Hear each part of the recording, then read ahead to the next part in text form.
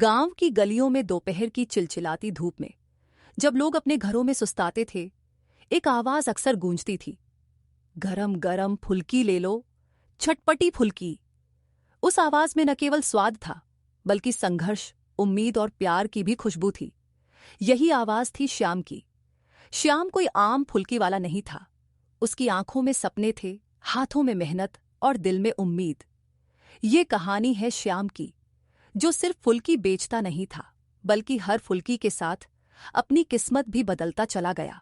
श्याम का जन्म बिहार के एक छोटे से गांव बसंतपुर में हुआ था। उसका परिवार बेहद गरीब था। पिता रामबच्चन एक छोटे किसान थे और माँ गीता देवी खेतों में मजदूरी करती थीं। घर में 4 बच्चे थे और सबसे बड़ा था श्याम। खेलकूद की उम्र में श्याम खेतों में काम करता, स्कूल जाता और शाम को माँ की मदद करता। लेकिन एक चीज जो उसे सबसे ज्यादा पसंद थी, वो था खाना बनाना। जब माँ चूल्हे पर चटपटी फुल्की बनाती, श्याम बड़े ध्यान से देखता। धीरे धीरे उसने फुल्की बनाना सीख लिया और वहीं से उसकी छोटी सी दुनिया की नींव पड़ी। जब श्याम 15 साल का हुआ तो हालात और खराब हो गए। उसके पिता की तबीयत बिगड़ गई और घर चलाना मुश्किल हो गया। श्याम ने स्कूल छोड़ दिया और गांव के हाट में एक बूढ़े फुल्की वाले के साथ काम करने लगा। वह बूढ़ा व्यक्ति, रामू काका, ने श्याम को केवल फुल्की बनाना नहीं सिखाया, बल्कि यह भी सिखाया कि ग्राहक के साथ कैसे बात करनी है, कैसे स्वाद में दिल मिलाना है। 6 महीने में श्याम इतना माहिर हो गया कि रामू काका ने कहा, अब तू तैयार है अपना ठेला लगाने के लिए। श्याम ने मां की बिछी हुई पुरानी चादर बेचकर और कुछ उधारी से एक छोटा सा फुल्की ठेला तैयार किया। गांव में श्याम की फुल्की की अलग ही पहचान बन गई।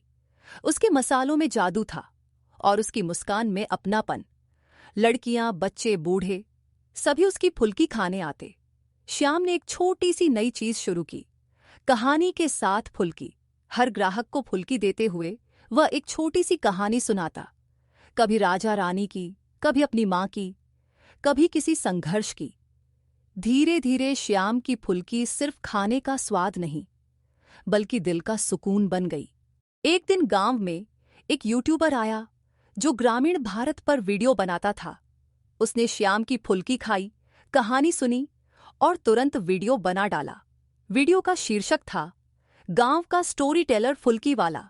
कुछ ही दिनों में वीडियो वायरल हो गया। श्याम को पटना से कॉल आया, एक बड़े फूड फेस्टिवल में बुलावा।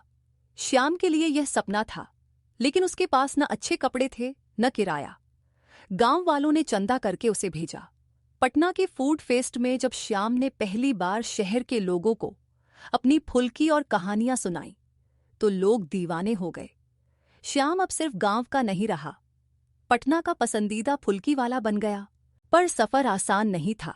शहर में कंपटीशन बहुत था, बड़े बड़े ब्रांड्स, बड़े नाम।